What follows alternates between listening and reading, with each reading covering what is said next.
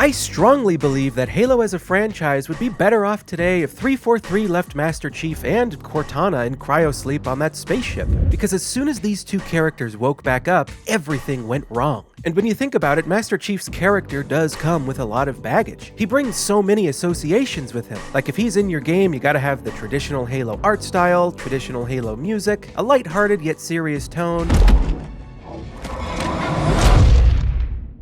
the classic 30 seconds of fun, and at some point in the story he needs to end up on a Halo ring and save all of humanity.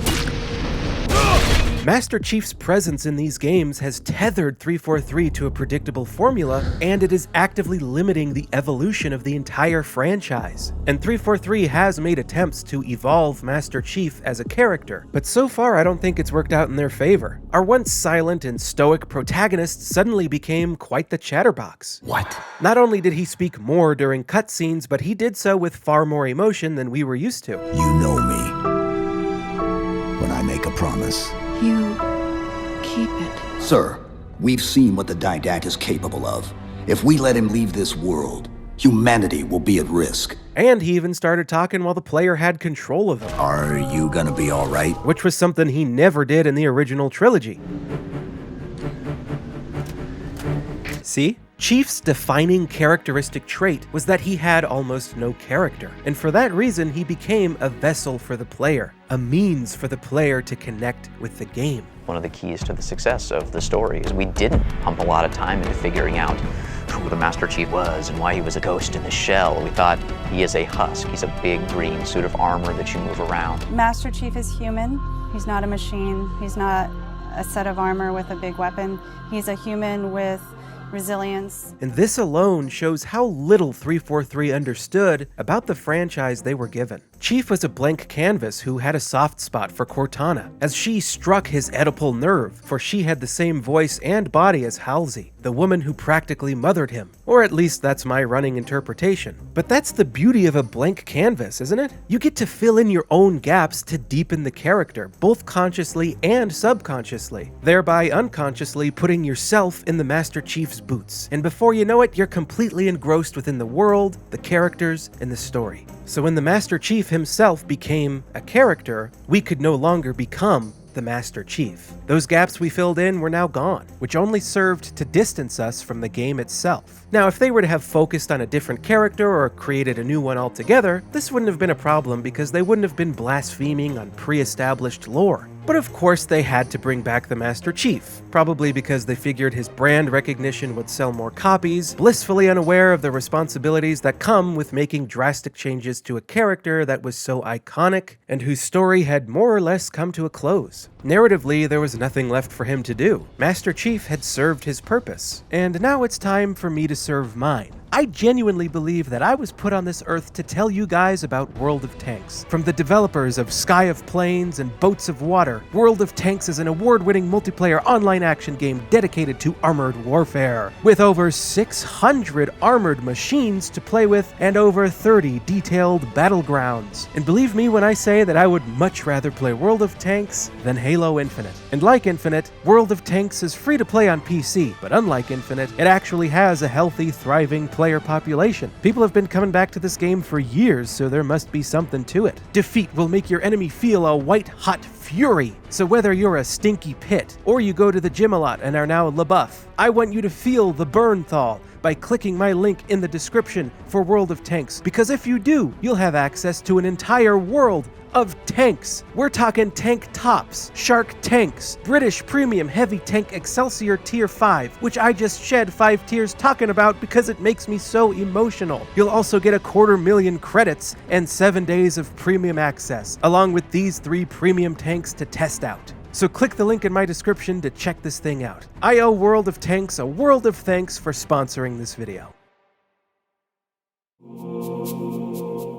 Cortana's character has been stretched so thin that she is now an unrecognizable version of herself. I mean, at this point, she's literally a different Cortana altogether. The rogue AI known as Cortana is gone. She's been deleted. First in Halo 4 they gave her dementia, then they turned her into Space Hitler, then they turned her into a doughy-eyed optimist with a childlike innocence. Each new game has felt like a soft reboot, with a slightly different but similar variant of Cortana, and to a lesser extent, the Master Chief. I don't know about you guys, but I am simply unable to invest myself in characters that have been so fractured and inconsistent over the past 10 years. And now the pool of ideas for what to do with the dynamic of Master Chief and Cortana has gotten so small that they've inadvertently ran with concepts that Bungie had conceived of and immediately thrown out. There was an alternate very early of the version of the story where when he rediscovered Cortana, she'd like gone berserk with power and wanted to take over Halo in the universe. What happened to that story? It was too good.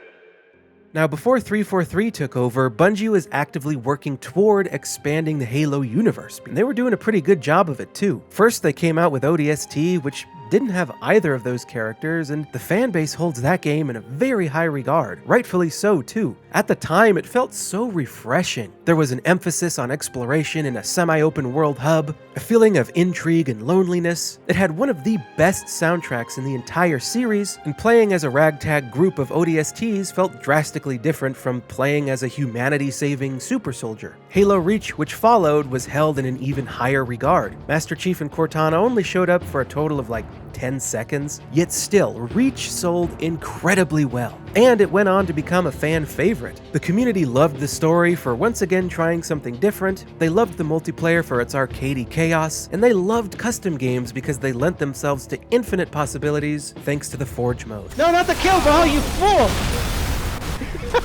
Reach is living proof that Master Chief's presence isn't required for Halo to succeed. Back then, the name Halo on its own was more than enough to make gamers want to whip out their wallets. The scope of Halo has always been so much larger than just the Master Chief, but it really doesn't seem like 343 has been able to recognize that and capitalize on it. There is so much that can be done within this universe, like maybe a prequel game where you play as Sergeant Johnson, or maybe a third-person tactical shooter where you play as a Marine, or what about an emotional story-driven single-player experience where you play as the Arbiter, or a survival horror game where you play as a Marine who's trapped on a Halo with the Flood. Hell, go crazy with it. Let's have a first-person beat-em-up where you play as a Brute, or how about an Elite Dangerous knockoff where you fly a spaceship around the Halo universe? People would go nuts for that. There are so many potential gameplay experiences that we're missing out on. Yet still, 343 and Paramount chose to stick with just the Master Chief and Cortana. And when I heard they were going to make Master Chief the main character of a television show, I thought that sounded like pure lunacy. But after having watched a few episodes for myself, it seems like the showrunners decided to put the show into what feels like a separate universe to stand out from the games. This place cost me my arm. And what's good about that?